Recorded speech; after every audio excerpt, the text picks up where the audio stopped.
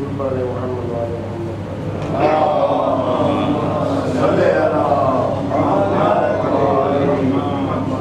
أعوذ بالله السميع العليم من الشيطان اللعين الرجيم. بسم الله الرحمن الرحيم.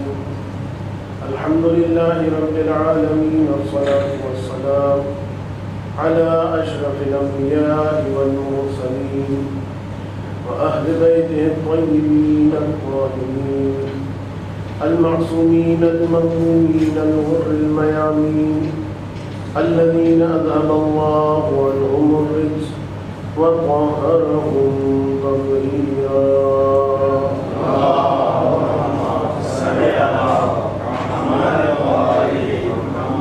واللعنة الدائمة على أعدائهم أجمعين من يوم ذلهم إلى قيام يوم الدين. اللهم كن لوليك الحجة بن الحسن صلواتك عليه وعلى آبائه في هذه الساعة وفي كل ساعة وليا وحافظا وقائدا وناصرا ودليلا وعينا حتى تسكنه أرضك طوعا وتمتعه فيها طويلا. رب اشرح لي صدري ويسر لي أمري واحلل عقدة من لساني يفقهوا قولي. آمين يا رب العالمين. أما بعد فقد قال الله الحكيم. بسم الله الرحمن الرحيم. ومن آياته أن خلق لكم من أنفسكم أزواجا لتسكنوا إليها وجعل بينكم مودة ورحمة إن في ذلك لآيات لقوم يتفكرون. صلوات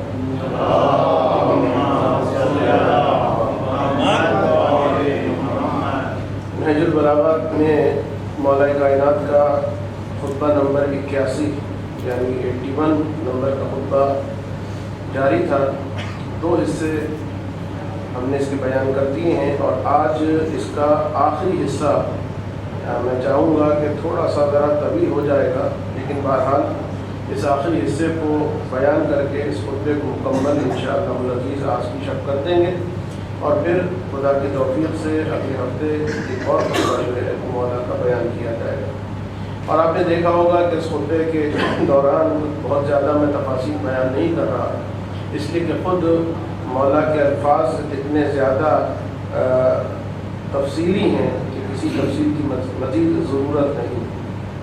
مولا ارشاد فرماتے ہیں، میں تمہیں اللہ سے ڈرنے کی وصیت کرتا ہوں جس نے ڈرانے والی چیزوں کے ذریعے عذر تراشی کی کوئی گنجائش باقی نہیں رکھی اور سیدھی راہ دکھا کر حجت تمام کر دی اور تمہیں اس دشمن سے ہوشیار کر دیا ہے یعنی شیطان، جو چپکے سے سینوں میں نفوذ کر جاتا ہے اور کانا پوسی کرتے ہوئے کانوں میں پھونک دیتا ہے.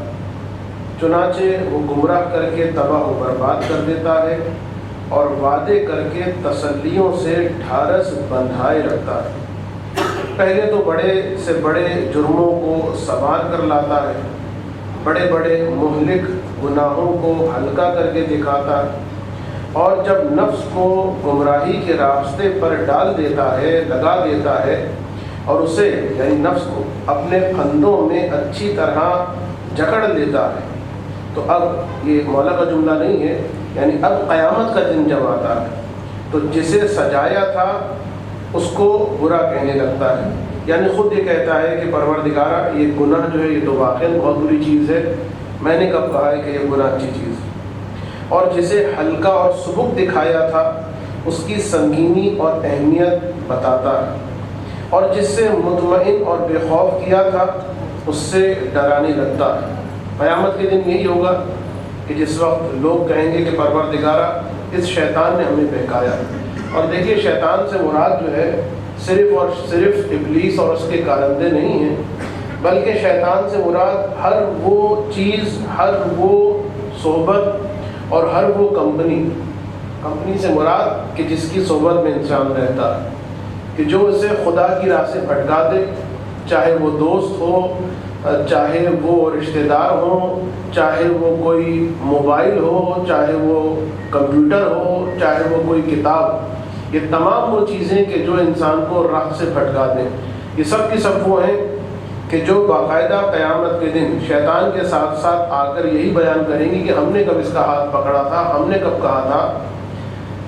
یا پھر اسے دیکھو، مولا فرماتے ہیں مزید، یا پھر اسے دیکھو جسے اللہ نے جنین بنا کر اور پھر طفل شیرخوار، مختلف مرحلے انسانی حیات کے، اور پھر طفل شیرخوار اور پھر طفل نوخیز نونہال جو ہوتا ہے، اور پھر پورا جوان ہوا، اللہ نے اسے نگہداشت کرنے والا دل اور بولنے والی زبان اور دیکھنے والی آنکھیں دی، تاکہ عبرت حاصل کرتے ہوئے کچھ سمجھے بوجھے اور نصیحت کا اثر لیتے ہوئے برائیوں سے باز رہے۔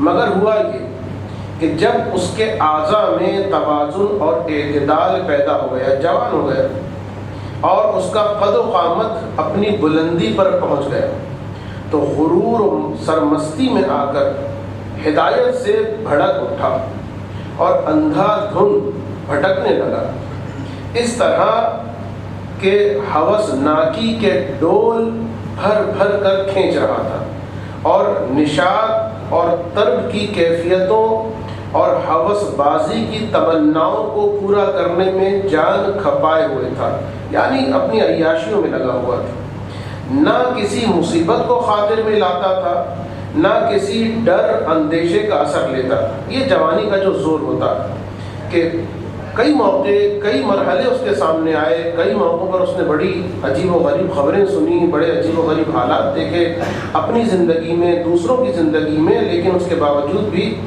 جوانی کے نشے میں اس نے کسی چیز سے بھی اثر نہیں لیا، کسی چیز سے بھی عبرت نہیں لی، آخر مدہوش حالت میں مر گیا، اور جو تھوڑی بہت زندگی تھی اسے بےہودگیوں میں گزار گیا، نہ ثواب کمایا، نہ کوئی فریضہ پورا کیا، ابھی وہ باقی ماندہ سرکشیوں کی راہ ہی میں تھا، یعنی ابھی وہ مزید عیاشیاں کرنا چاہتا تھا کہ موت لانے والی بیماریاں اس پر ٹوٹ پڑی کہ وہ بھونچکا سا ہو کے رہ گیا، اور اس نے رات اندوہ اور مصیبت اور درد و آلام کی سختیوں میں جاگتے ہوئے اس طرح گزار دی کہ وہ حقیقی بھائی، مہربان باپ، بے چینی سے فریاد کرنے والی ماں اور بے قراری سے سینہ پیٹنے والی بہن کے سامنے سکرات موت کی سخت بدحواسیوں اور دردناک چیخوں اور سانس اکھڑنے کی بے چینیوں اور نزع یعنی حالت احتضار اور نزع کی درماندہ کر دینے والی یعنی مجبور کر دینے والی شدتوں میں پڑا ہوا تھا۔ پھر اسے کفن میں نامرادی کے عالم میں لپیٹ دیا گیا، اور وہ بلا مزاحمت دوسروں کی نقل و حرکت کا پابند رہا۔ اب جو اسے جس طرح لٹا رہا ہے، رکھ رہا ہے، کفن پہنا رہا ہے، وہ تو بیچارہ کچھ نہیں کر سکتا۔ پھر اسے تختے پر ڈال دیا گیا، اس عالم میں کہ وہ محنت، مشقت سے خستہ حال اور بیماریوں کے سبب سے نڈھال ہو چکا تھا۔ اسے سہارا دینے والے نوجوان اور تعاون کرنے والے بھائیوں نے کاندھا دے کر پردیس کے گھر تک پہنچا دیا، یعنی ہیئر آفٹر، کہ جہاں میل ملاقات کے سارے راستے ٹوٹ گئے، اور جب مصیبت زدہ عزیز و اقارب پلٹ آئے، دفنا کے واپس آ گئے اس کے رونے والے، اس کے عزیز، تو اسے قبر کے گڑھے میں اٹھا کر بٹھا دیا گیا۔ یہ وہ موقع ہوتا ہے کہ جس وقت اس کے کنارے بیٹھ کر مستحب ہے کہ تلقین پڑھی جائے۔ تو جب عزیز و اقارب پلٹ گئے، اسے قبر کے گڑھے میں اٹھا کر بٹھا دیا جائے گا اسے، اور فرشتوں کے سوال و جواب کی دہشتوں اور امتحان کی ٹھوکریں کھانے کے لیے، اور وہاں کی سب سے بڑی آفت کھولتے ہوئے پانی کی مہمانی اور جہنم میں داخل ہونا، اور دوزخ کی لپٹیں اور بھڑکتے ہوئے شعلوں کی تیزیاں نہ۔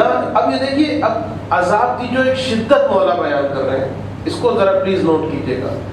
اب میں اپنے دوستوں کو، اپنے بھائیوں کو یہی بیان کرنا چاہتا ہوں، اپنے مولائی برادروں کو، برادران ایمانی کو یہی بتانا چاہتا ہوں کہ یہ کوئی مولوی نہیں کہہ رہا بھائی، یہ آپ کا مولا کہہ رہا ہے، مولا فرما رہا ہے، یہ مولا کہہ رہا ہے. میں کس طریقے سے یقین دلاؤں؟ سنیے مولا کیا کہہ رہے ہیں کہ یہ جو عذاب ہوگا، انسان کی جو زندگی میں پریشانی آتی ہے نا، اس میں تھوڑے پوزز آ جاتے ہیں، لیکن یہ کس طرح سے عذاب ہوگا؟ دیکھیے مولا کے الفاظ بہترین الفاظ ہیں.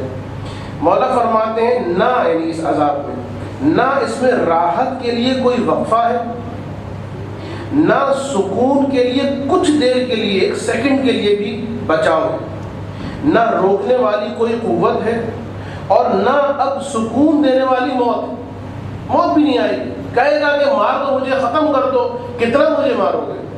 مولا کہتے ہیں موت بھی نہیں، نہ تکلیف کو بھلا دینے کے لیے نہیں.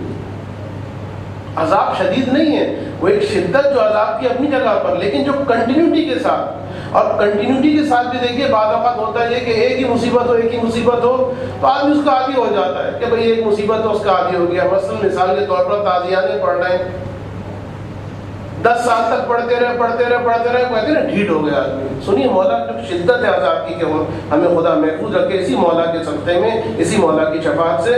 کہ امام فرماتے ہیں نہ تکلیف کو بھلا دینے کے لیے نہیں، بلکہ وہ ہر وقت قسم قسم کی موتوں اور گھڑی گھڑی کے نت نئے عذابوں میں ہوگا.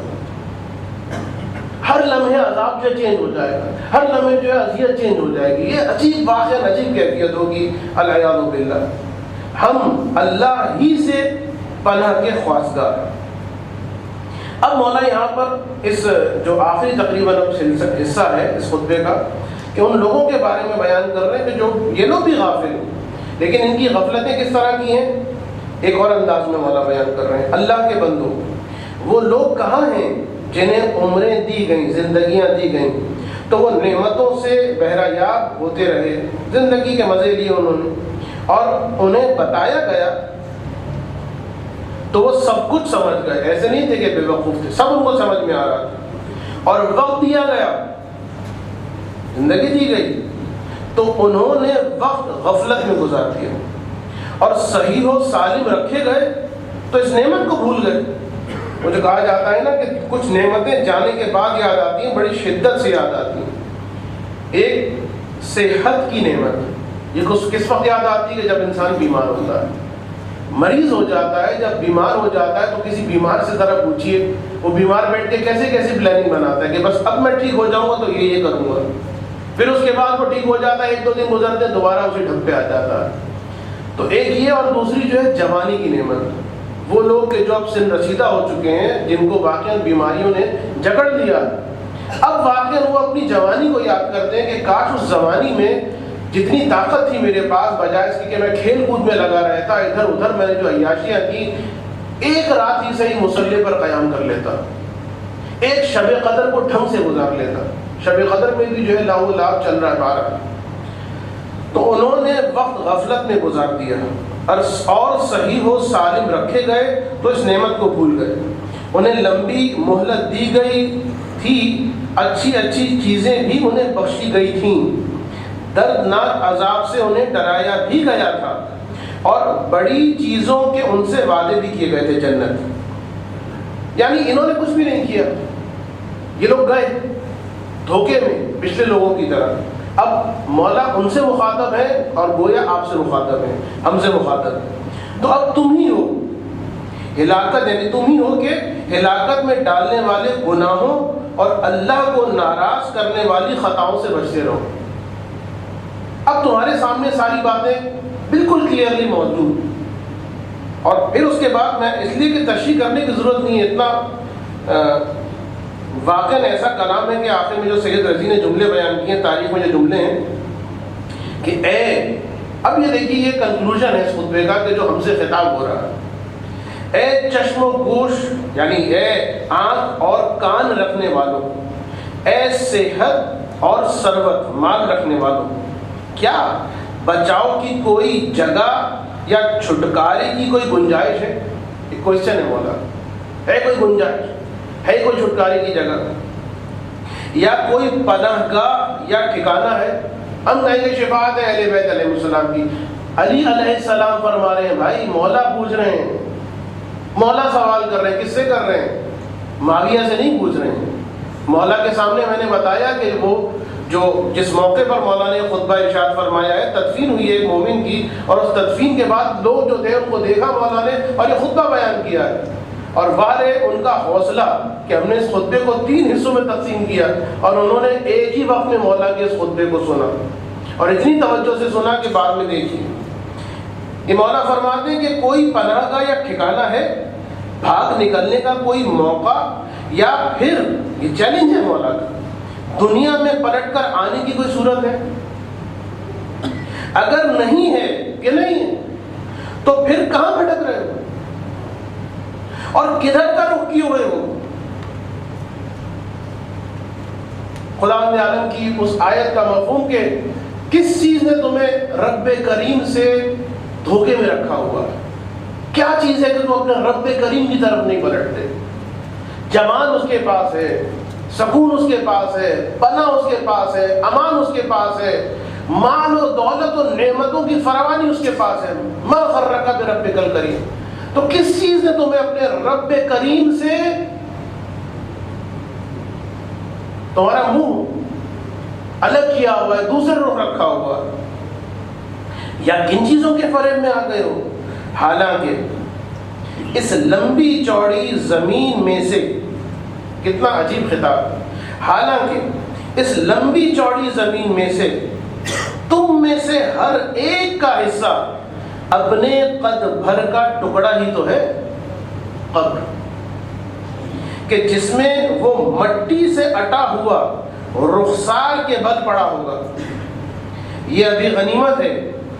کیا غنیمت؟ کتنی دیکھیں تاکید ہے مولا کی جانب سے. یہ ابھی غنیمت ہے خدا کے بندوں.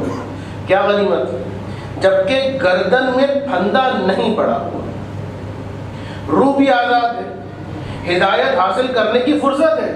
پوچھ سکتے ہو، معلوم کر سکتے ہو. ہمیں نہیں پتا تھا پروردگارا، ہمیں نہیں معلوم تھا. اس کے 2 عذاب ہیں. جس کو واقعا نہیں معلوم تھا اور معلوم اس نے کیا، نہیں معلوم ہو سکا، نہیں کہ اس کے پاس ایسی ریسورسز، تو بہرحال اس کا ایکسکیوز مانا جائے گا. لیکن جو معلوم کر سکتا تھا اور سستی میں پڑا رہا، کیا مسائل ہیں، واجب کیا ہے، حرام نہیں، ہم تو وہی ٹائم دیکھ کر آئیں گے کہ جس وقت مسائل جو ہے وہ ختم ہو جائیں، پھر آ کے بیٹھیں گے مجلس میں. دیکھیں 2 عذاب ہوں گے خدا نخواستہ. تو موقع موجود تھا، معلوم کر سکتے تھے، کیوں نہیں معلوم کیا؟ تم میری نماز پڑھنے کے لیے آ رہی ہو، میری مرضی کی نماز ہے، تمہاری مرضی کی نماز نہیں ہے. ارے اپنی مرضی کا تو تم دودھ بھی نہیں لیتے. جو تمہاری مرضی کے بغیر دودھ کوئی تمہیں دے دے، ذرا سا پانی ملا ہوا، تم تو وہ نہیں لیتے ہو، اور میری نماز جیسے تیسے کر کے مجھ پر تھوپ دینا چاہتے ہو.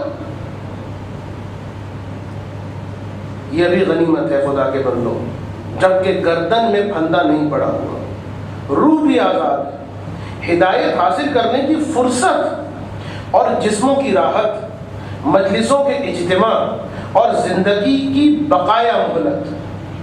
ویری امپورٹنٹ بقایا مہلت. 1 گھنٹہ کافی ہوتا ہے کہ انسان اس پار سے اس پار چلا جائے، 1 گھنٹہ. اور 1 منٹ کافی ہوتا ہے کہ ساری زندگی نیکی میں گزاری اور پلٹ گیا. جناب حور کی زندگی ہمارے سامنے، عمر سعد کی زندگی ہمارے سامنے، ابن ملجم کی زندگی ہمارے سامنے، کہ حور آخر وقت میں یزید کے لشکر کا جنرل، سردار، لیکن ایک مرتبہ زندگی کو ہدایت کی طرف موڑ دیا. اور عمر سعد یا قاضی شرح جو سر پہ وہ دوات لے کے مارتا ہے، کہ جس وقت عمر سعد نے کہا تھا کہ تم حسین کے قتل کے خلاف فتویٰ دو، سر پہ دوات لے کر ماری تھی. ارے یہ وقت آ گیا کہ حسین کے قتل کا فتویٰ لکھوں. اور پھر اس کے بعد جب عمر سعد نے لوگوں کو بھیجا، جاؤ جا کے اور درہم و دینار لے کر جاؤ، اور ایسے نہیں بجانا اس کے سامنے، قاضی شرح کے سامنے صرف تھیلیاں نہیں رکھنا، ان تھیلیوں کو بجانا. جب یہ جھنکار بجے گی نا درہموں کی، تو پھر دیکھنا یہ فتویٰ دے گا. تو وہی قاضی شرح 1 رات کے بعد پلٹ گئے. تو یہ ساری جو زندگیاں پلٹی ہیں کس طریقے سے پلٹی ہیں؟ ایک رات کا وقت، 1 گھنٹے کے بعد 9 امام فرماتے ہیں، اور زندگی کی بقایا مہلت اور 9 اختیار سے کام لینے کے مواقع اور توبہ کی گنجائش۔ یہ توبہ میں یاد رکھیے یہ لفظ غلط ہے کہ توبہ کرنے میں دیر ہو گئی۔ توبہ کرنے میں جس وقت بھی آپ توبہ کریں گے صحیح ٹائم ہوگا۔ جس وقت بھی آپ ارادہ کریں گے کہ اب یہ گناہ مجھے نہیں کرنا، اس کا مطلب یہ ہے کہ آپ نے ڈیلے نہیں کیا ہے، بالکل صحیح ٹائم چنا ہے۔ غلط جو ہوا ہو گیا، اس غلط کے چکر میں وہ بعض لوگ جو اپنی زندگی کے پرانے البم لے کے چلتے پھرتے ہیں کہ مثلا ہمارا یہ تھا، ہماری جو جوانی ایسی خراب گزری اور ہمارا فلاں یہ گزرا۔ بھائی جو گزر گیا، اب جو باقی بچا ہے اسٹیپ اٹھاؤ۔ اور اطمینان کی حالت قبل اس کے کہ تنگی میں پڑ جائے اور خوف اس پر چھا جائے، اور قبل اس کے کہ موت آ جائے اور قادر و غالب کی گرفت اسے جکڑ لے۔ سید رضی فرماتے ہیں کہ یہ وارد ہوا ہے کہ جب حضرت نے خطبہ ارشاد فرمایا تو لوگوں کے بدن لرزنے لگے، رونگٹے کھڑے ہو گئے۔ رونگٹے کہتے ہیں جو رواں ہوتا ہے، آنکھوں سے آنسو بہہ نکلے اور دل کانپ اٹھے۔ اور اس خطبے کو جو مورخین ہیں، جو مؤلفین ہیں، خطبہ غراء کے نام سے یاد کرتے ہیں۔ خداوند عالم سے دعا ہے کہ پروردگارہ ہم انتہائی گناہ گار بندے ہیں، تجھے اپنے اس عبادت گزار ولی علی کا واسطہ خداوندہ ہمیں اپنی زندگی کی جو مہلتیں ہیں ان میں علی کی سیرت پر عمل کرنے کی توفیق عطا فرما، اور تجھے فاطمہ زہرا کا واسطہ کہ ہماری توبہ کو قبول فرما۔ ایک مرتبہ درود پڑھتے ہیں محمد والے محمد۔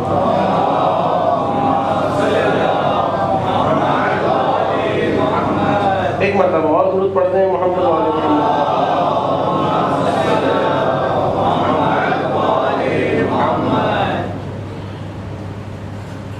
دیکھیے یہ جو نجاست کے مسائل چل رہے ہیں نا آپ کے سامنے، اب وہی بات آ جاتی ہے کہ فرصت ہے، موقع ہے۔ اگر ان مسائل کو نہیں سمجھا تو کیا ہوگا؟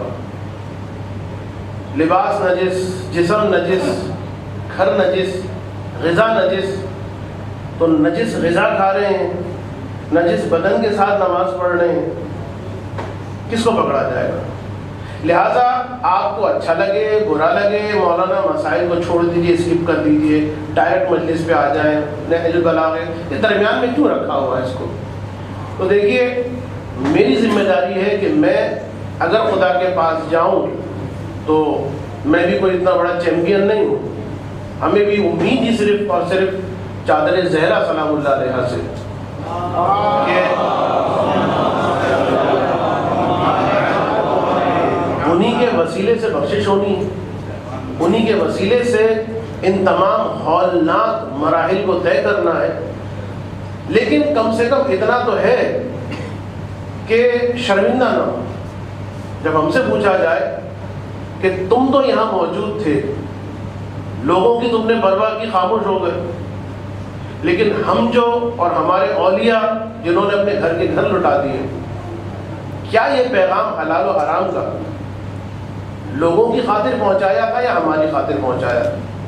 تو بہرحال بہت زیادہ اپنی تعریف میں نہ کروں، اپنی مدح خود نہ کروں، لیکن حقیقت امر یہی ہے کہ خدا کو جواب دینا ہے، آپ کو تو مجھے جواب نہیں دینا۔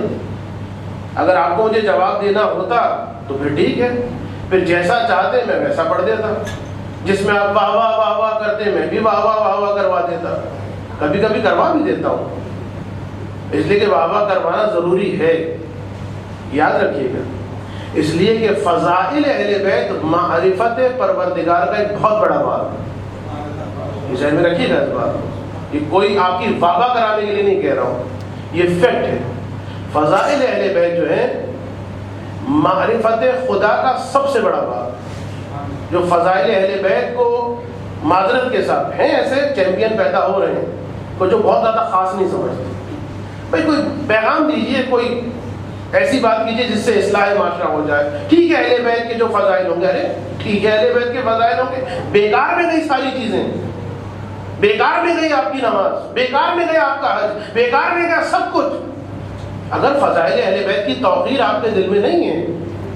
لیکن مسئلہ یہ ہے کہ اتنا زیادہ شہد پلا دیا جائے، شوگر چٹا دی جائے کہ آدمی ڈائبٹک پیشنٹ ہو جائے.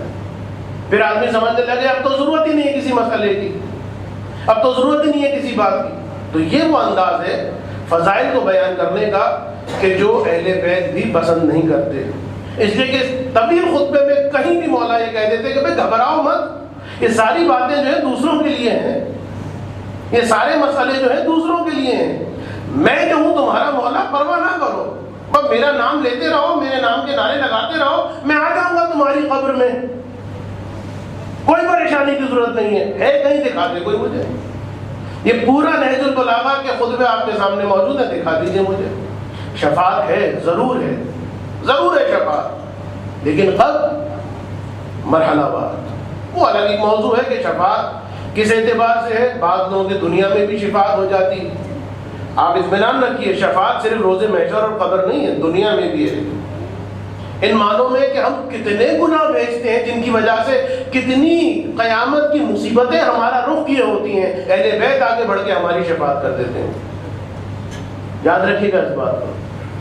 اور اسی طریقے سے پھر یہی شفاعت کا سلسلہ قبر میں، اسی طریقے سے یہی شفاعت کا سلسلہ جو ہے روز محشر میں.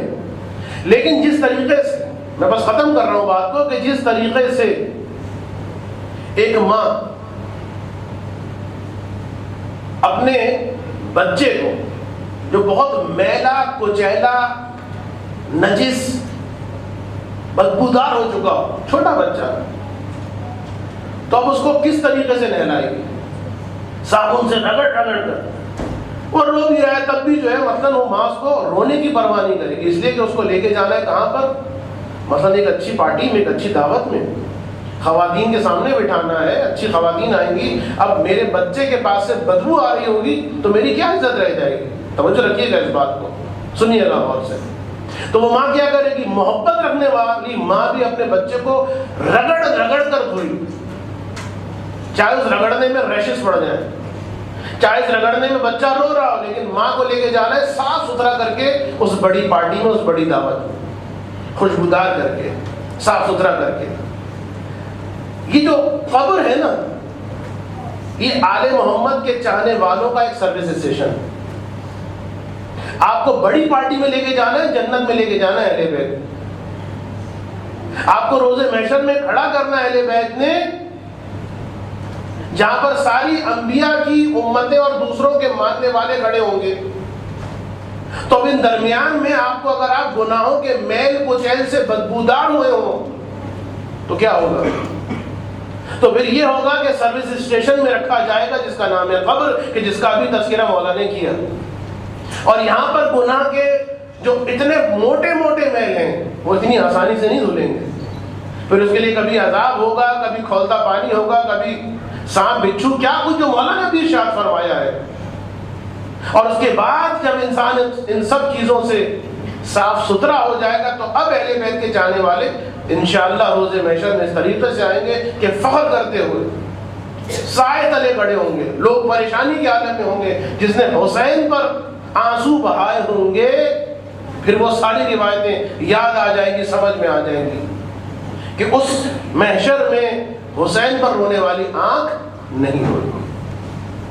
لیکن وہ حسین پر رونے والی آنکھ جس نے حسین کے فرزند امام زمانہ کو اپنی زندگی میں نہ رلایا ہو.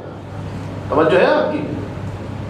حسین پر رونے والی وہ آنکھ کہ جو حسین پر بھی روتی ہے اور حسین اور فاطمہ کے فرزند امام زمانہ کو بھی نہیں رلاتی اپنے گناہوں کے ذریعے سے. پھر یہ وہ آنکھ ہے کہ جب روز محشر آئے گی سب رو رہے ہوں گے، یہ نہیں روئے گی. اور بس آخری بات اسی اعتبار سے رب دل گیا، بہت دنوں سے میں کہنا چاہتا تھا یہ بات، بڑے غصے میں، لیکن بہرحال بعض جو پڑھ لکھ جاتے ہیں لوگ عجیب و غریب قسم کے جوابات سننے میں مجھ تک آتے ہیں افسوس بھی ہوتا ہے اور غصہ بھی آتا ہے. کسی نے کسی سے مطلب شادی کی تاریخ، نکاح کی تاریخ معلوم کی، اور بتانے والے نے یا بتانے والی نے، اس پوچھنے والے نے پوچھا کہ بھئی قمر در اقرب میں نکاح ہو سکتا ہے؟ کہا نہیں، اس کی کوئی مسئلہ نہیں ہے، کوئی ضرورت، کوئی پریشانی کی بات نہیں. روایات میں ہے قمر در اقرب کا مسئلہ. یہ میری بات نہیں تھی جو بات کہنا چاہتا ہوں. اچھا تو پھر یہ بتائیے کہ روز عاشور ہو سکتا ہے؟ کہا ہو تو سکتا ہے، کوئی ایسی بات نہیں، نکاح کر لیجیے، کیا مشکل ہے. ارے تم شیعہ کس بات کی، تم شیعہ کس بات کے ہو کہ تم لوگوں کو یہ جواب دے رہے ہو کہ روز عاشور تم نکاح کر سکتے ہو؟ ہونے کو بہت کچھ ہو سکتا ہے. ہونے کو آپ معذرت کے ساتھ، وہ تو جانگیا ہوتا ہے نا، جہاں معذرت کے ساتھ ممبر سے لفظ کہنا پڑے گا، وہ جو چڈا ہوتا ہے جو بڈھے پہن کے گھومتے ہیں، جو ہے نا، جو اپنی بڑھاپے میں جوانی کے مزے لے رہے ہیں. دیکھا ہوگا آپ نے بعض بڈھوں کو، وہ اتنے لمبے لمبے جو ہے چڈے پہن کے گھوم رہے ہیں. تو آپ وہ چڈا پہن لیجئے. حرام ہے، شاید حرام نہ ہو، لیکن ہر وہ چیز جو حرام نہ ہو اس کا مطلب ہے اس کو کیا بھی جائے. ارے روز عاشور خدا کا خوف کھائیے. کیسے جواب دیے جا رہے ہیں لوگوں کو کہ روز عاشور نکاح کیا جا سکتا ہے؟ کیا جا سکنا اور ہے بھائی، آپ کا شیعہ رہ جانا اور ہے. پھر چھوڑ دیجیے ساری باتیں. سیاہ لباس کیوں پہنتے ہیں؟ ماتم کیوں کرتے ہیں؟ علم کیوں اٹھاتے ہیں؟ مجلسیں کیوں ہوتی ہیں؟ حصہ کیوں بڑھتا ہے؟ نیاز کا اہتمام، ایک گھر میں مجلس ہو گئی کافی ہے، یہ ہر گھر نے ٹھیکہ کیوں اٹھا رکھا ہے؟ تو مزاج مذہب کو سمجھیے، اس کے بعد جوابات دینے کی کوشش کیجیے، اور اگر نہ سمجھ میں آئے تو مجھ جیسے حقیر سے معلوم کر لیجیے. ایک درود پڑھ دیں محمد والے محمد پر.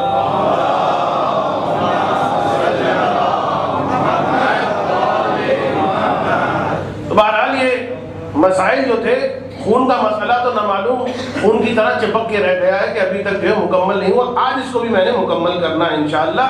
لیکن چونکہ آج میں ابھی سے بتا دوں کہ مسائل پڑھنے کے موڈ میں نہیں. اتنا کچھ میں نے کہا مولانا، آج اتنا کچھ آپ نے کہہ دیا، فضائل اور ساری باتیں، اور اب کہہ رہے مسائل پڑھنے کے موڈ میں نہیں ہوں. مگر مسائل کے لیے کوئی موڈ ہوتا ہے؟ صحیح بات ہے، مسائل کے لیے موڈ تو نہیں ہوتا. لیکن مسئلہ یہ ہے کہ ہمارے ساتھ ابھی ایک بہت بڑی تاریخ گزری، اور وہ ہے ولادت شہزادی کونین. اور ولادت شہزادی کونین کو ابھی ایک ہی شب گزری، اور دوسرے دن مسائل پڑھنا. ایک اور شب بھی آ رہی ہے، اس کی تاریخ رہنے دیجیے، ممبر سے بیان کرنا مناسب نہیں. تو اب ان دو کے درمیان مسائل پڑھنا کچھ مجھے کیا کہوں میں، لفظ اچھا نہیں ہے، لہذا چھوڑ دیجیے، درود پڑھ دیجیے محمد والے محمد.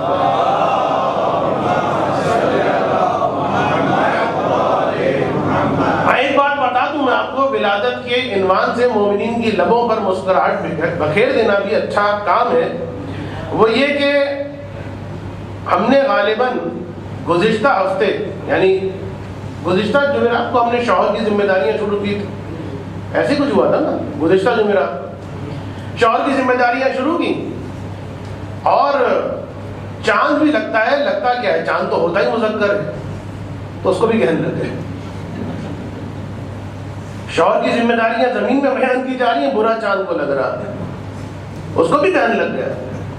تو چاند گرہن کے اعتبار سے یہاں آپ کو پتا ہوگا کہ ایک اجتماع ہوا تھا، نماز پڑھانے کا کچھ مسئلہ اٹھا تھا، اور پھر وہاں یہی محسوس کیا گیا کہ بھائی اپنی عزت کے چکر میں، یا یہ کیا بلا لیا ہے تو پڑھا لو نماز، کیوں اتنا ڈھنڈورا پیٹا جاتا ہے. تو جو شریعت کا مسئلہ ہے وہ بیان کیا جائے. چاند ثابت نہیں ہوا، چاند گرہن ثابت نہیں ہوا، لہذا خدا. اب چونکہ نیا نیا مسئلہ آ کے گیا ہے تو میں اس سے متعلق ایک دو باتیں آپ کو بیان کرتا ہوں، کیونکہ واقعی میرے لیے بھی بالکل ایک نئے مسئلے تھے. ایک دو مسائل ایسے تھے جو مجھے منہاج میں بھی نہیں ملے، اور الوسقہ کو میں دیکھ نہیں سکا، توضیح میں بھی نہیں تھے، تو میں نے معلوم کیا ایک دو مسئلوں جو یہاں پر پیش آئے.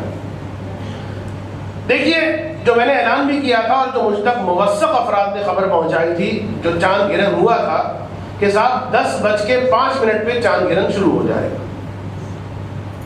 لوگ آ گئے, صفیں بچ گئی, وہ بیچارے شیخ صاحب بھی آگے بیٹھ گئے. اب انتظار ہو رہا ہے, لوگوں کے چہروں پہ گرہن لگنا شروع ہو گئے. تو خبر یہ ملی کہ صاحب چاند گرہن کیا, ابھی تو بالکل چمک رہا ہے چاند. یہاں پر ایک سوال اٹھا جو امپورٹنٹ ہے, جسے بیان کرنا چاہتا ہوں کہ سائنٹیفکلی یہ پروف ہو چکا تھا یا قول منجمین کے اعتبار سے ایسٹرونالوجسٹ کرتے ہیں غالباً کیا کہتے ہیں جی, تو ان کے اعتبار سے یا کسی بھی اعتبار سے سائنٹیفکلی اگر پروف ہو جائے کہ بھائی 10:05 پہ حضرت ابو الفضل کی قسم چاند گرہن شروع ہو گیا, اس سے بڑی قسم تو ہوتی نہیں نا. یعنی واقعاً یہ ایسا مسئلہ ہے کہ اب خیر چھوڑ دیجیے ورنہ بات کہیں سے کہیں نکل جائے گی پھر کبھی صحیح. تو یقین تھا سائنٹیفکلی کہ 10:05 پر چاند گرہن شروع ہو جائے گا 100%. چاند گرہن ہو ہی نہیں گا. تو اب یہاں پر سوال اٹھا کہ اگر ہمیں سائنٹیفکلی ہمارے لیے کنفرم ہو کہ چاند گرہن شروع ہو گیا لیکن ابھی چاند کو گرہن لگا نہیں, تو کیا ہم اس اطمینان پہ نماز آیات پڑھ سکتے ہیں؟ آقا سیستانی کے دفتر سے میں نے معلوم کیا, جواب یہ ملا کہ جی نہیں. نماز اسی وقت پڑھی جائے گی کہ جس وقت چاند گرہن دیکھا جائے.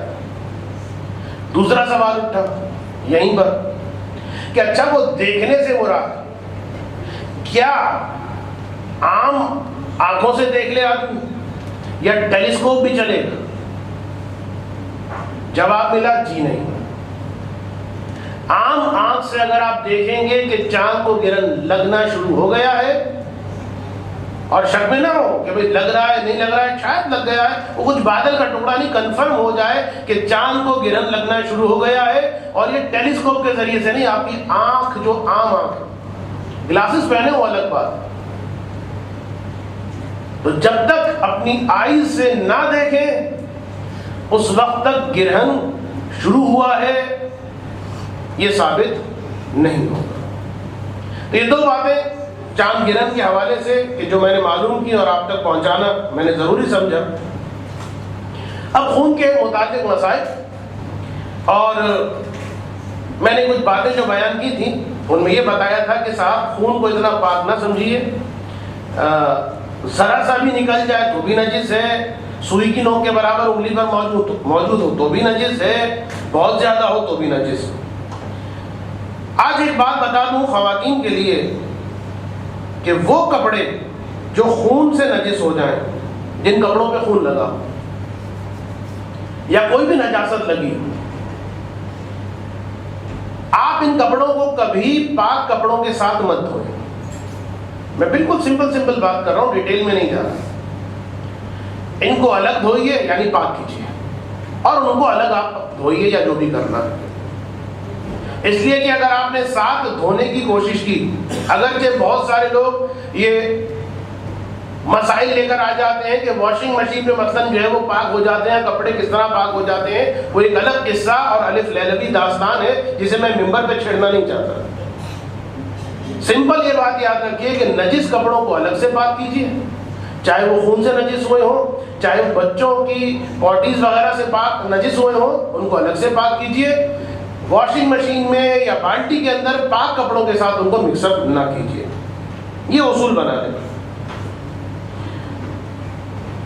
دوسری بات اور دوسرا مسئلہ کہ جو میں نے بتایا تھا کہ جانور کو اگر ذبح کیا جاتا ہے تو جو خون اس کے جسم سے نکل جاتا ہے نارمل, وہ خون جو ہے نجس ہے, اندر جو خون رہتا ہے وہ نجس نہیں ہوتا, لیکن اس کا کھانا حرام. اور پھر میں نے یہ بھی بتایا تھا کہ پاکستان میں یا کہیں بھی اگر آپ قربانی کروائیں تو اس کی گردن جو ہے دھلوا لیجیے, اور جب وہ بوٹیاں اور گوشت وغیرہ بنانا چاہے تو اس سے پہلے چھری کو دھلوا لیجیے تاکہ وہ گوشت جو ہے نجس نہ ہو. اب اس کے بعد بھی فرض کیجئے کہ کھانے کے دوران وہ جو آپ نے مثلاً عام طور پر مرغی میں یہ پرابلم آتی ہے, اور وہ بھی مرغی کی ٹانگ. آپ کہیں گے مولانا صاحب کو بھی اپنی مطلب کی بوٹی کے مسائل پتہ ہے. تو اس میں بھی یہ عام طور پر مسئلہ آتا ہے، خاص طور پر جب چکن ٹکا وغیرہ ٹائپ کی چیز کہ جب ہم اسے کھولتے ہیں تو اچھا خاصا باقاعدہ لیکوڈ تھا، خون کا دکھائی دیتا ہے، بالکل 100% خون ہی ہوتا ہے. اسے پاک سمجھا جائے گا، کھانا اس کا حرام. اسی لیے یہ خون ہنڈیا کو نجس نہیں کرے گا، کھانا اس کا حرام ہے، نجس نہیں ہے. یہاں پر وہ جو بیچارے اب یہاں تو مجھے نہیں پتا بیٹھے ہیں کہ نہیں بیٹھے، وہ جو نائی افراد ہوتے ہیں، نائی کسے کہتے ہیں جو کھانا بناتے ہیں قدیم اردو کے اعتبار سے، نائی. وہ لوگ کیا کرتے تھے کہ آپ نے اگر گوشت کو دھو دیا تو وہ کہتے تھے بھائی آدھا مزہ بریانی کا تو یہیں آپ نے ختم کر دیا. اس لیے کہ بریانی تو اسی وقت مزہ دیتی ہے جب بغیر دھلے گوشت کے ساتھ کھائی جائے. اگر نجس نہیں ہے تو بہت اچھی بات. اور پھر وہ جو گوشت تھا چونکہ وہ نجس نہیں تھا، بریانی بن گئی تو وہ گوشت کا جو خون تھا بریانی کے ساتھ مکس اپ ہو گیا، پتہ ہی نہیں کہاں گیا. تو کوئی مسئلہ نہیں ہے، بریانی بھی آپ کے لیے بالکل کھانا جائز. یہ کچھ باتیں تھیں. بعض اوقات آپ نے انڈا توڑا، انڈا توڑتے ہی جو ہے مثلاً کیا نکلا ہے، خون کا ایک ذرہ سا آپ کو دکھائی دیا. آغا سیستانی کے اعتبار سے یہ خون جو ہے مستحب ہے کہ اس سے پرہیز کریں، واجب نہیں. یعنی کیا مطلب ہوا کہ چونکہ یہ خون ہے لہذا کھانا تو ہمیشہ حرام رہے گا. یہ بات یاد رکھیے، ہر وہ چیز جس کے بارے میں کنفرم ہو کہ یہ خون ہے اس کا کھانا حرام. تو جو انڈا توڑا خون نکلا، کھانا تو حرام، نجس نہیں. اب آپ نے مثلاً کیا کیا، آملیٹ بنایا یا ہاف فرائی بنایا، تو بہرحال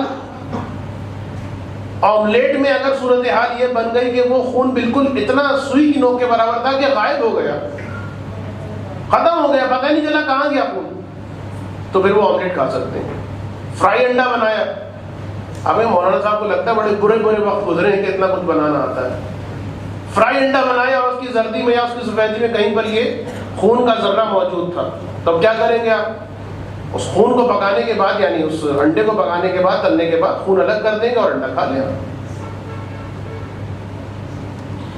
وہ خون کے جو یہ مسئلہ غالباً میں بتا چکا ہوں، اس میں ایک چیز میں بیان کر دوں صرف اضافی، کہ وہ خون کے جو منہ میں آ جاتا ہے، منہ کے اندر سے خون نکلتا ہے، اس کے لیے کلی کرنے کی ضرورت نہیں ہے، صرف اس کو تھوک دیں آپ، اتنا تھوکیں کہ خون نکلنا ختم ہو جائے، تو اب آپ کا منہ جو ہے وہ اندر سے پاک ہے، یعنی اب آپ کھانا کھا سکتے ہیں.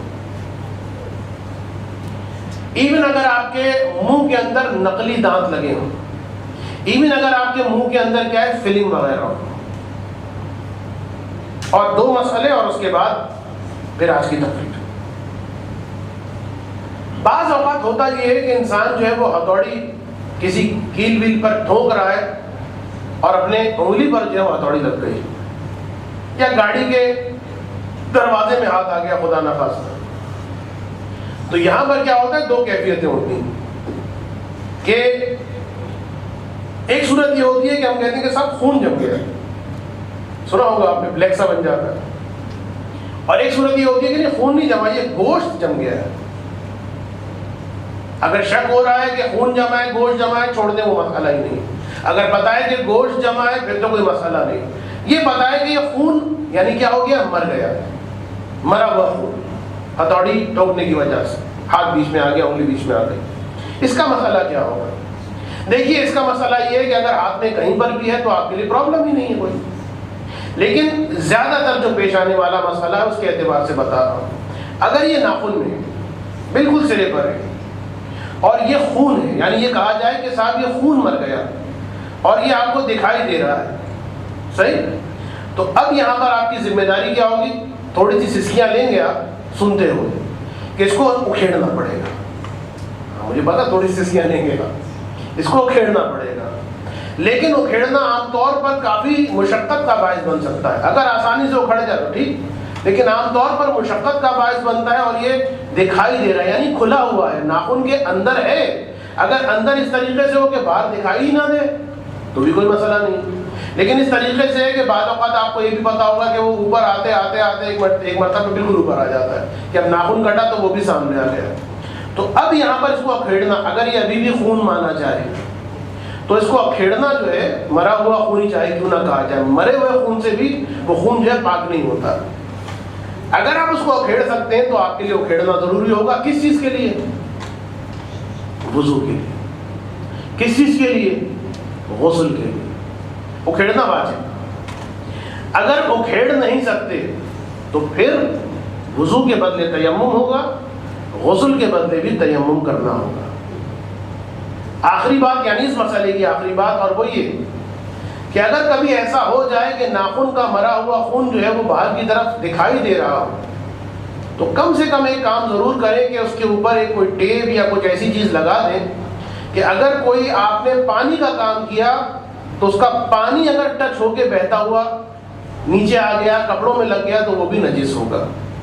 اور یہیں سے میں ایک اور بات کہہ دوں کہ وہ جو میں نے بات کی تھی کہ خاتون خانہ سلاد کاٹ رہی ہیں، ٹماٹر کاٹ رہی ہیں اور ہلکا سا جو انگلی جو تھی ان کی کٹ گئی اور بالکل مائنوٹ سا خون نکل آیا، تو میں نے کہا اس کو پاک کرنا ہوگا.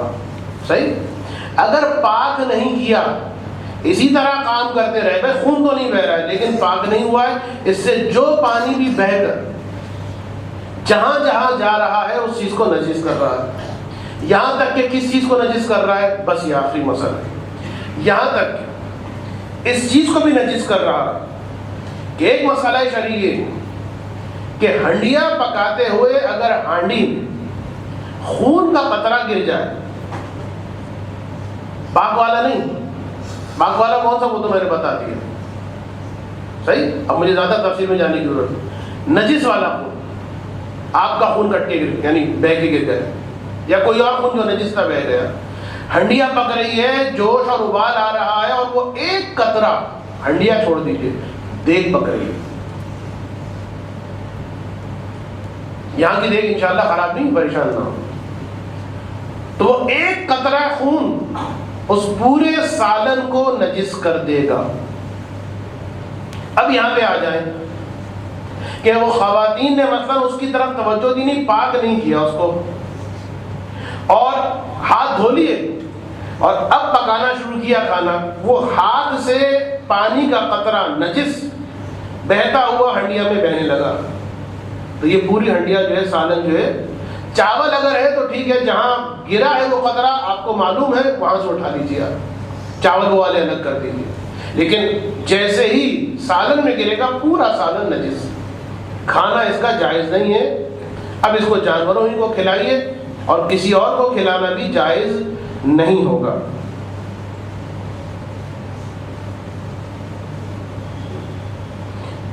یہ غلط فہمی ذہن سے نکل جائے کہ پکانے سے کوئی نجس چیز پاک ہو جاتی ہے، یعنی یہی مسئلہ چلے گا کس میں؟ اسی ہلکے سے بالکل باریک سی کٹی ہوئی انگلی کے ساتھ خاتون خانہ نے اگر وہ اس قماش کی ہیں، ورنہ تو اس قماش کی خواتین ہوتی ہی نہیں ہیں، یہاں تو خیر وہ مسئلہ ہی پیش نہیں آتا، آٹا گونڈا نہیں. چلیے آٹے کی بات نہ کریں کہ آٹا گوندنے والی خواتین یہاں پر نہیں ہیں، وہ پزا جو ہے اس کی روٹی گوندی ہے. تو اب جو وہ گوندی روٹی، یہ پوری کی پوری روٹی جو ہے نجس ہے. جہاں جہاں اس کا وہ نجس ہاتھ لگا ہے، چاہے وہ خون پہنچا ہو، چاہے وہ خون سے ہو کے جانے والا پانی پہنچا ہو. یہ بہرحال مسائل تھے اور اس سے زیادہ مجھے اس کے بارے میں کچھ اور بیان نہیں کرنا ہے. امید ہے کہ انشاءاللہ اس قسم کی نجاستوں سے پرہیز کریں گے. ایک درود پڑھ دیں محمد و علیہ محمد.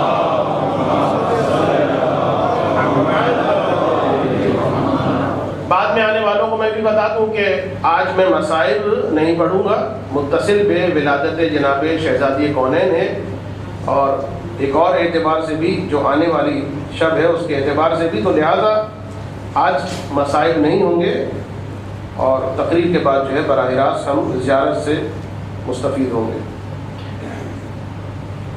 سورہ روم کی 21ویں آیت کو سرنامہ کلام بناتے ہوئے، جس میں خداوند عالم کہتا ہے وَمِنْ آيَاتِهِ أَنْ خَلَقَ لَكُم مِّنْ أَنفُسِكُمْ أَزْوَاجًا، کیوں؟ لِتَسْكُنُوا إِلَيْهَا. تاکہ تم ان کے پاس ان سے سکون حاصل کرو. وَجَعَلَ بَيْنَكُمْ مَوَدَّةً وَرَحْمَةً، اور تمہارے درمیان خدا نے مودت اور رحمت کو قرار دیا ہے. اِنَّ فِي ذَلِكَ لَآيَاتٍ لِقَوْمٍ يَتَفَكَّرُونَ، جو فکر رکھنے والے لوگ ہیں ان کے لیے اس چیز میں یہ جو رشتہ ہم نے بنایا ہے خداوند عالم کی جانب سے آیات ہیں، نشانیاں ہیں. شوہر نامدار کی ذمہ داریوں کے اعتبار سے گزشتہ ہفتے جو کچھ بیان کیا گیا اسے میں ریپیٹ نہیں کروں گا، صرف ایک جملہ بیان کروں گا کہ کم سے کم انسان یہ سمجھے کہ عورت ہے کیا. انسان کم سے کم یہ سمجھنے کی کوشش کرے کہ جسے گھر میں لایا ہوں، جس کو عورت کہتے ہیں، وہ ایک حساس وجود ہے، اس کی بھی زندگی ہے، اس کے بھی حق ہیں، اس کے بھی رائٹس ہیں، وہ بھی جینا چاہتی ہے. کسی نوکرانی کو آپ بیاہ کر نہیں لائے ہیں. یہ ساری باتیں اس تفصیل کے ساتھ میں نے بیان کی. اور اب آج کی حد تک ابتدا حضرت امام جعفر صادق علیہ السلام.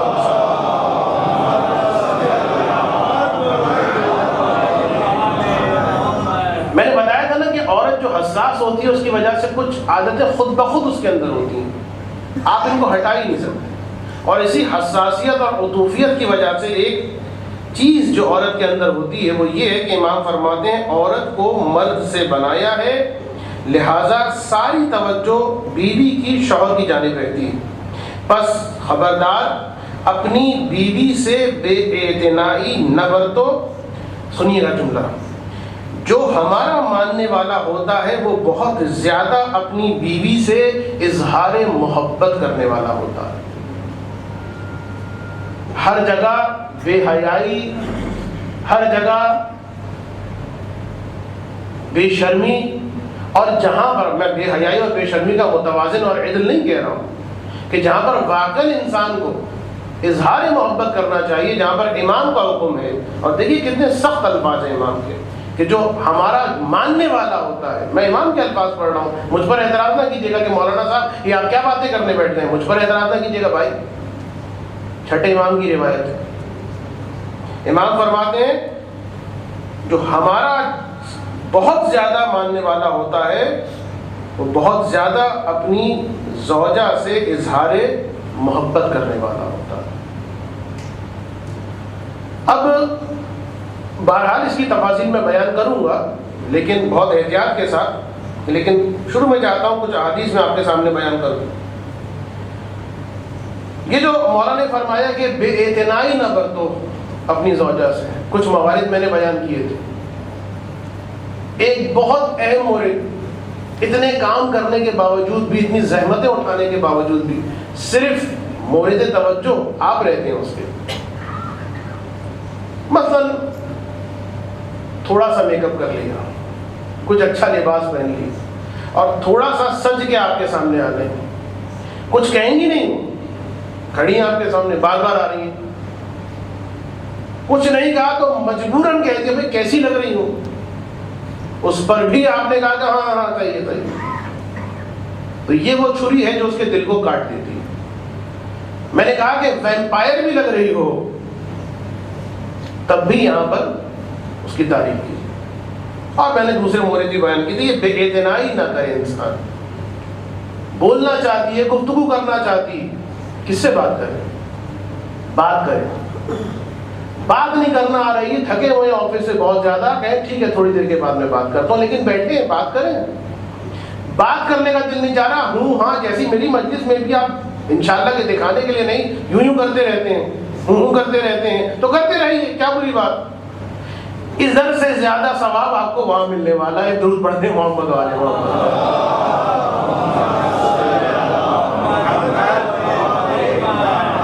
رسول خدا فرماتے ہیں جس کا ایمان جتنا زیادہ کامل ہوگا وہ اتنا زیادہ اپنی زوجہ سے اظہار عطوفت کرے گا. اور اس عطوفت کے ساتھ، اس اظہار محبت کے ساتھ احترام. یاد رکھیے اپنی بیوی کا احترام. وہ زن مریدی کا مسئلہ میں نہیں بیان کر رہا، اس کے بارے میں بات کروں گا. یہ بیلنس تو آپ نے برقرار رکھنا ہے، اپنی مردانگی کو بچا کے رکھنا ہے، لیکن کس طرح سے میں بعد میں بیان کروں گا۔ احترام، خاص طور پر چاہے بیوی کے اپنے رشتہ دار کیوں نہ ہو، آپ نے بڑا جولی بن کے کچھ مذاق کا جملہ کہہ دیا، 4 آدمی بیٹھ کے انہوں نے قہقہ لگا دیا، چاہے وہ آپ کی سالیاں ہی کیوں نہ ہو۔ لیکن آدمی سالیوں سے ذرا زیادہ مذاق کرتا ہے، یہ سالی جو ہے وہ محرم بن جاتی ہے نکاح کے بعد۔ نکاح کے بعد سالی محرم نہیں بنتی بھائی، نکاح کے بعد صرف بیوی محرم بنتی ہے، ساس محرم بنتی ہے، اور ساس تو ایسی پکی محرم بنتی کہ بیوی سے طلاق بھی ہو جائے تب بھی اس کی محرمیت ختم نہیں ہوتی، اس کے علاوہ کوئی محرم نہیں بنتا۔ تو بیوی کا مذاق اڑانا اس سے پرہیز کیجیے، بیوی کا احترام۔ آپ نے مذاق اڑا دیا، لوگوں نے قہقہ لگا دیا، آپ نے سمجھا میں نے بڑا ایک شاٹ کھیل لیا، بڑا جولی اپنے آپ کو پیش کر دیا، بیوی کا دل جو ہے اس سے ٹوٹ جاتا ہے، بہت انسلٹ محسوس کرتی ہے بیوی۔ اور یہ بات میں صرف بیوی کے لیے نہیں کہہ رہا بلکہ شوہر کے لیے بھی کہہ رہا ہوں۔ جس طرح شوہر کو بیوی کا احترام باقی رکھنا ہے، بیوی کے لیے بھی ضروری ہے شوہر کا احترام باقی رکھے۔ وہ جملہ میں کہنا بھول گیا تھا، شوہر سے اگر کوئی پریشانی ہے، شوہر میں اگر کوئی خامی ہے، خبردار ادھر ادھر جا کر نہ بیان کرے، شوہر کے راز کو اپنے دل میں دفن کر کے بٹھا دے، نہ بیان کرے میرا شوہر کیا کرتا ہے، نہ بیان کرے مجھ پر یہ ظلم کرتا ہے۔ ہاں، خاندان کا کوئی بڑا بزرگ کہ جو اصلاح کرنے والا ہے، ایسا نہ ہو کہ وہ بزرگ بھی ایسا ہو کہ ادھر سے بات کی اور 10 کو سنا دی، غیبت کے عنوان سے نہیں، مشورے کے لیے، اپنے مصیبت کو کم کرنے کے لیے، وہ ایک الگ بات، لیکن خبردار اپنے شوہر کی عزت برقرار رکھنی ہے، بیوی کو بھی، اور بیوی کی عزت برقرار رکھنی ہے شوہر کو بھی۔ اس لیے کہ رسول خدا فرماتے ہیں، جو درود پڑھتے ہیں،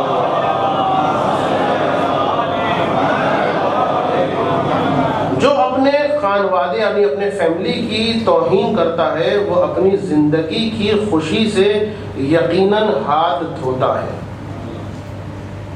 جو اپنی فیملی کی توہین کرتا ہے، چاہے وہ عورت ہو میاں کی توہین کر رہی ہو، چاہے وہ میاں ہو اپنی بیوی کی توہین کر رہا ہو، وہ اپنی خوشی سے یقیناً ہاتھ دھوتا ہے۔ اور بس آج کی حد تک جو آخری بات کرنا ہے شوہر کی ذمہ داریوں میں سے، وہی اہم ترین بات، غصہ۔ غصہ وہ چیز ہے، توجہ رکھیے گا، غصہ وہ چیز ہے کہ جس کو بہت زیادہ آپ نے مانیٹر کرنا ہے۔ جس طرح بعض لوگ بلڈ پریشر کو مانیٹر کرتے ہیں، جس طرح بعض لوگ جو ہے شوگر کو مانیٹر کرتے ہیں، غصے کو مانیٹر کیجیے، پل بھر میں آپ کے گھر کو جلا دینے والا ہے۔ اور مثال میں دوں، ایک بات یاد رکھیے آپ، یہ دنیا کا جو نظام ہے نا، یہ ہر روز آپ کی مرضی سے نہیں چلے گا۔ میرے اس پوائنٹ کو ذرا سمجھنے کی کوشش کیجیے۔ دنیا کا جو سسٹم ہے نا، یہ آپ کے موڈ اور آپ کی مرضی پر نہیں چلے گا۔ آپ گئے آفس، چیک باؤنس ہو گیا، آپ گئے آفس، ایم ڈی نے بلایا، صبح صبح اچھی خاصی ڈانٹ پلا دی۔ آپ گئے آفس، کسی نے وعدہ کیا تھا، وعدہ پورا نہیں کیا۔ آپ آفس سے واپس آ رہے تھے، ٹریفک میں پھنسے ہوئے، آپ آفس سے واپس آ رہے تھے، ہلکا سا آپ کا بمپر دوسرے کی گاڑی کے بمپر سے ٹچ ہو گیا، اور وہ ملباری ٹائپ کا آدمی یا وہ کسی ٹائپ کا بھی آدمی اترا اور اتر کے آپ کو جوش سنائی، لیکن آپ نے سوائے چیز کے کچھ نہیں کہا۔ اس لیے کہ دنیا کے تمام مسائل میں وہ چیک کا باؤنس ہو جانا، وہ کسی کا دھوکہ دے جانا، وہ دوست کا یا کسی آدمی کا آپ کو دھوکہ دے دینا، یا ایم ڈی کا ڈانٹ پلا دینا، یہ آپ کی مرضی کے مطابق نہیں ہوگا۔ یہ ٹریفک جو ہے آپ کی مرضی کے مطابق نہیں چلے گا۔ آپ کا بمپر کسی کی گاڑی کے ساتھ ٹچ ہو جائے تو وہ اتر کے آپ کو ڈانٹے یا نہ ڈانٹے، یہ آپ کی مرضی کے مطابق نہیں ہے۔ تو اتنے سارے مسائل پر تو ظاہری بات ہے کہ آپ کا حوصلہ نہیں ہوگا، کس کس سے لڑوں گا، کس کس سے بحث کروں گا۔ البتہ ہوتے ہیں ایسے حوصلے والے بے وقوف احمق کہ جو ہر اسپاٹ پہ لڑتے جھگڑتے جاتے ہیں۔ اب ہوگا کیا؟ دن بھر یہ ساری باتیں ہوں، یہ کام میری مرضی سے نہیں ہوا، یہ کام دل میں کہہ رہا آدمی، یہ نہیں ہوا، وہ نہیں ہوا، یہ نہیں ہوا، وہ نہیں ہوا. ایک بارود کا بھرا ہوا بم بن کے وہ گھر میں پہنچا. بارود اس میں بھرا ہوا. جس چیز کے اندر بارود بھرا ہوتا ہے اس کو کیا چاہیے ہوتا ہے؟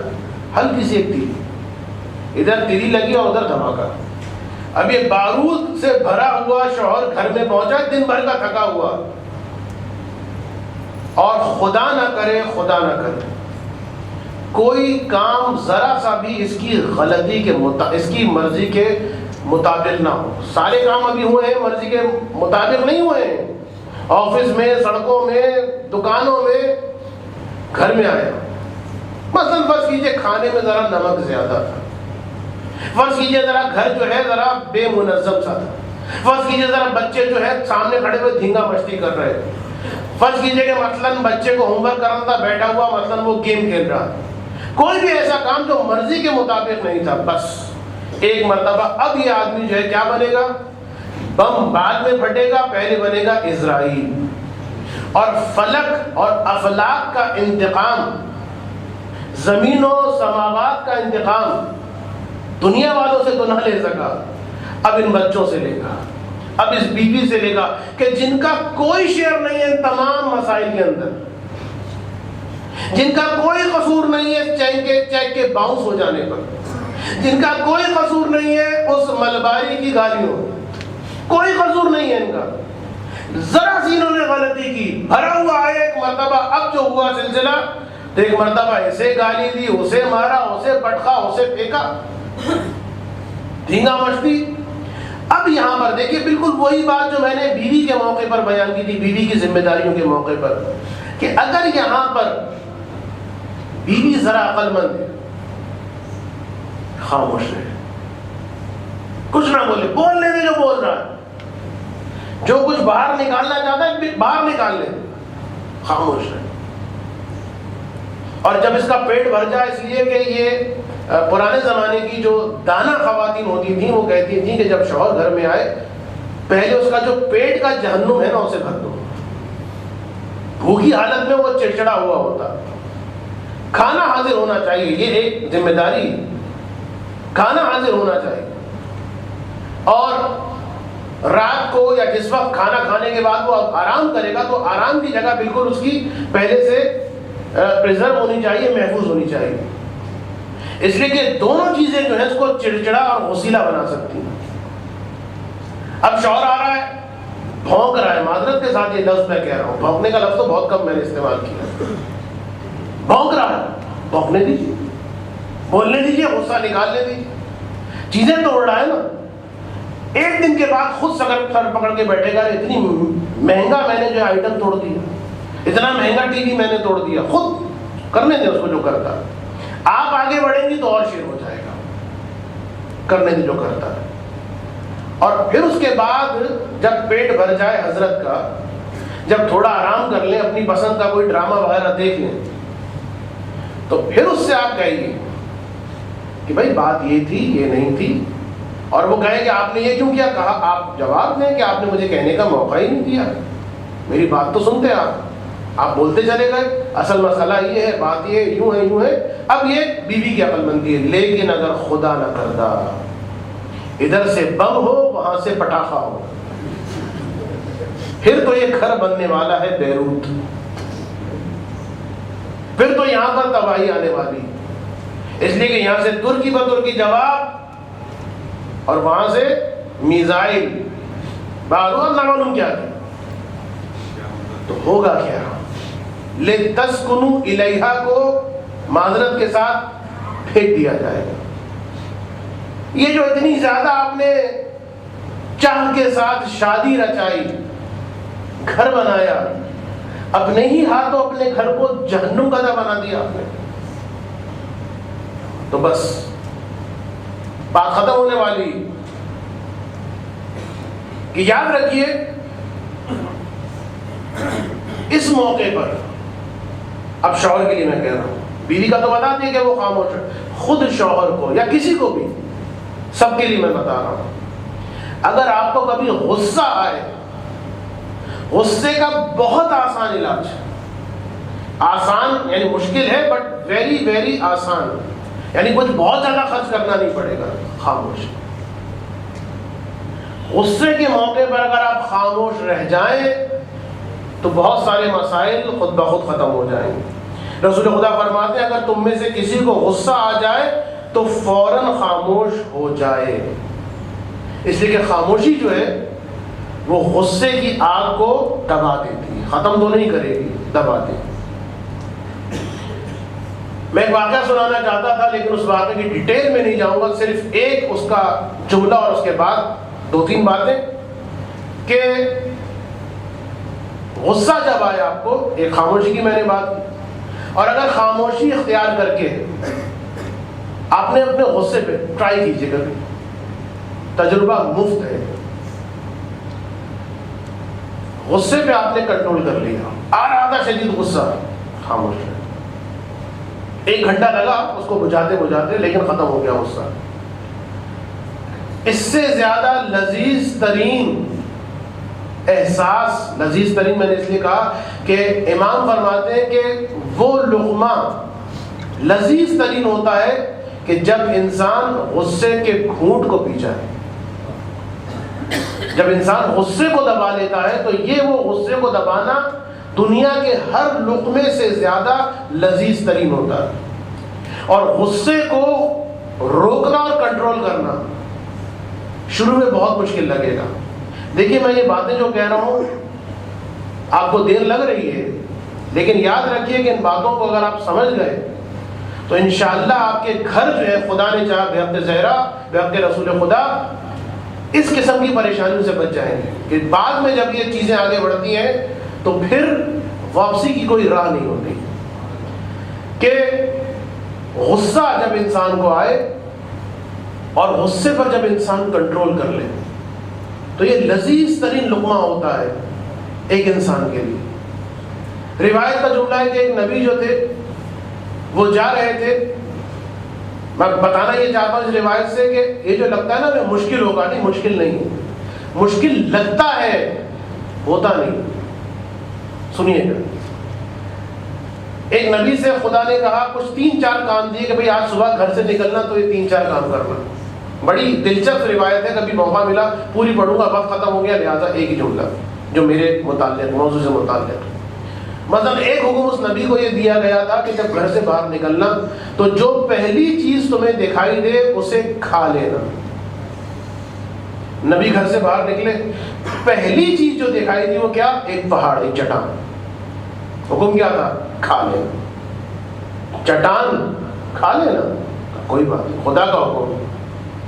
مشکل لگ رہی تھی، آگے بڑھے آگے بڑھے آگے بڑھے، ادھر وہ آگے بڑھنا شروع ہوئے، چٹان چھوٹی ہونا شروع ہوئی، اور جب بالکل آخری قدم پہنچا تو چٹان ایک لقمے کے برابر ہو گئی۔ خدا کا حکم تھا نا کہ اسے کھا لینا، اٹھا کے کھایا، اتنا لذیذ اتنا شیرین۔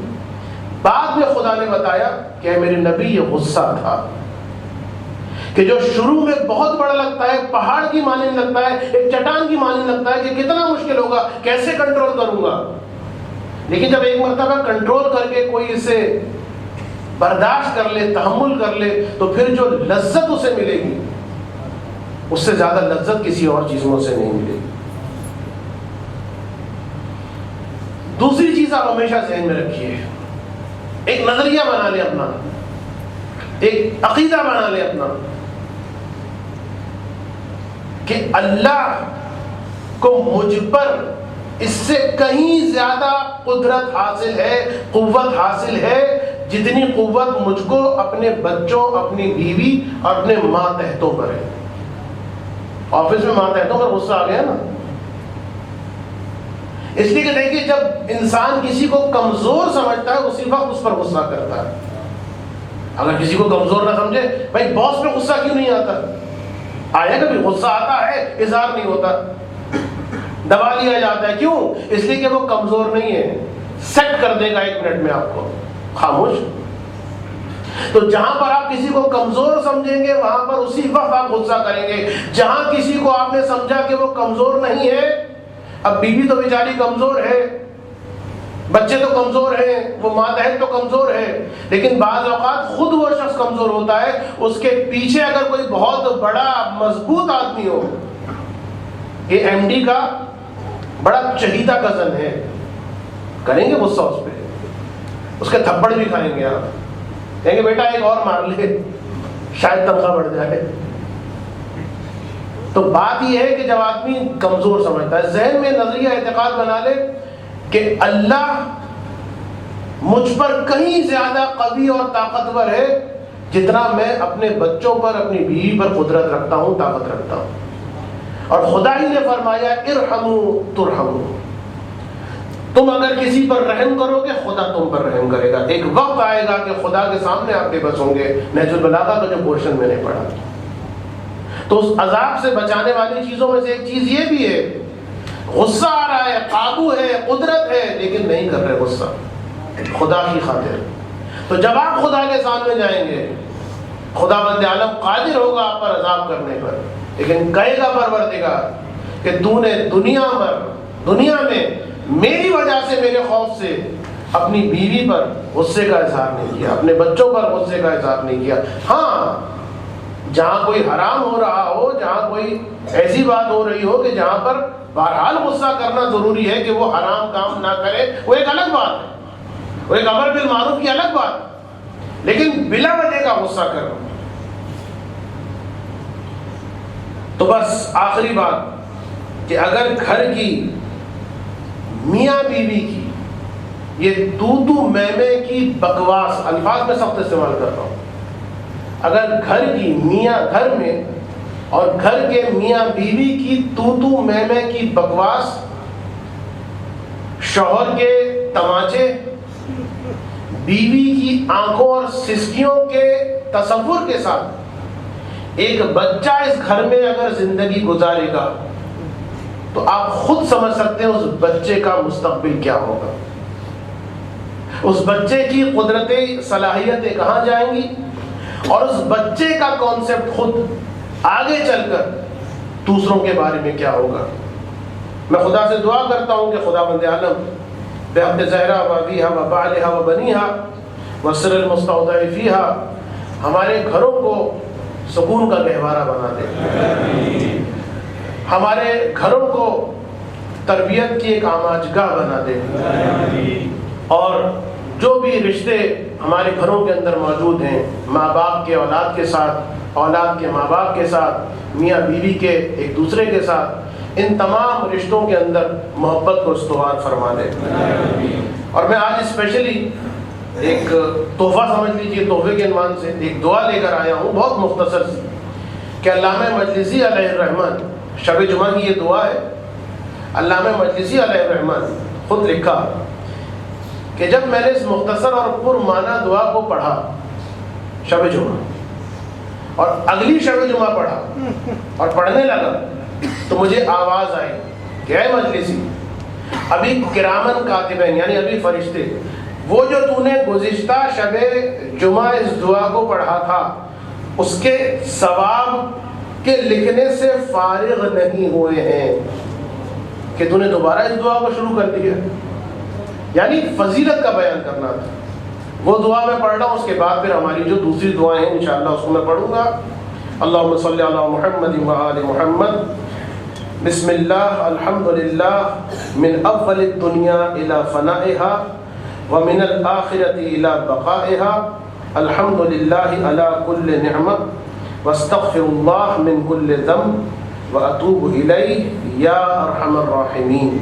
یہ مختصر سی دعا ہے، شب جمعہ کی مخصوص دعا علامہ مجلسی کے اس واقعے کے ماتحت۔ خداوند عالم بحق زہرا و ابیہا و بعلہا و بنیہا، جو مومنین یہاں پر موجود ہیں، جو حاضرین یہاں پر موجود ہیں، ان کی جو پریشانی ہیں پروردگار ان تمام پریشانیوں کو دور فرما، خداوندہ خطبات عالیہ کی حفاظت فرما، خداوندہ امام زمانہ کے ظہور میں تعجیل فرما، خداوندہ جو مریض ہیں ان کی ان کو شفاعت عطا فرما، اور خداوندہ دنیا میں جہاں جہاں مومنین آباد ہیں ان کے جان مال ناموس کی حفاظت فرما، خصوصاً پاکستان میں جو شیعوں کے خلاف سازشوں میں مصروف ہیں ان کی کمر کو اس طرح سے توڑ دے کہ پاکستان کے شیعہ ان کے شر سے محفوظ ہو جائیں۔ خدا بندہ ہمیں حج و زیارات کی توفیق عطا فرما، امام زمانہ علیہ السلام کے ظہور میں تعجیل فرما، امام زمانہ کے قلب کو ہمارے کردار اور اعمال سے راضی فرما، اور صاحب جلالہ سلطان کو طول عمر عطا فرما، سلطنت عمان کو استحکام عطا فرما، اور آپ مومنین سے گزارش ہے ایک مرتبہ سورہ فاتحہ میں نام لوں گا ابھی اپنے مرحومین کے لیے، شہدائے ملت جعفریہ کے لیے، میرے مرحومین کے لیے، خصوصاً میرے والد مرحوم کے لیے، اور ایک سورہ فاتحہ، اسی سورہ فاتحہ کے ساتھ اگر ممکن ہو تو نماز وحشت بھی مرحومہ عظمیٰ بطول جن کی آج پاکستان میں تدفین ہوئی ہے ان کے لیے نماز وحشت، اور اس سورہ فاتحہ میں اپنے مرحومین کے ساتھ ساتھ شیرین نظام علی، مریم شعبان، محمد جواد درویش، عادی حبیب اور رقیہ حبیب کے اسماء کو بھی شامل فرما لیجیے۔ بسم اللہ الرحمن الرحیم، الحمد للہ رب العالمین، مالک یوم الدین۔